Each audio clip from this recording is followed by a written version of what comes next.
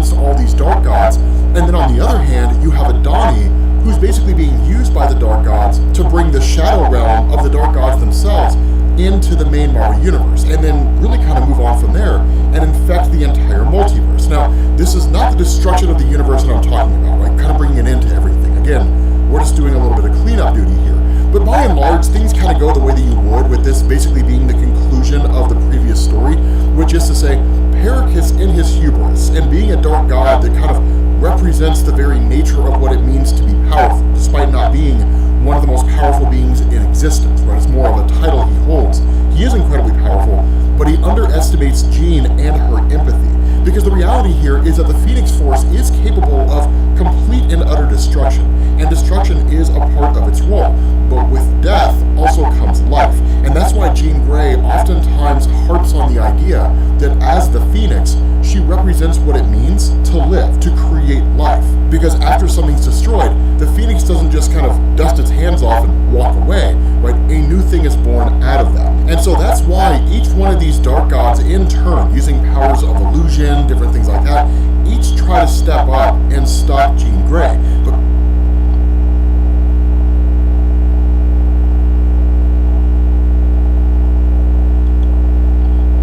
my skin, sensitive and irritated, so I choose Venus Extra Smooth Sensitive with Skin Soft Blade. Mint condition, the home of collected editions. Oh my gosh, look at that panel of Batman. You have the absolute, you have the DC Comics firing on all cylinders.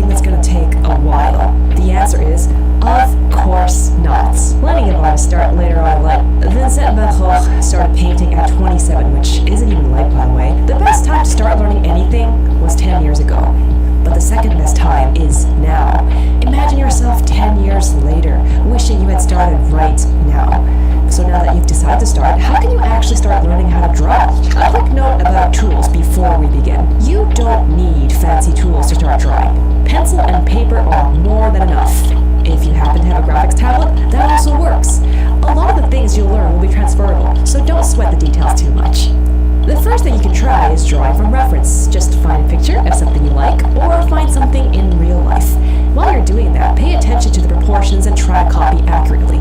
For example, how large are certain shapes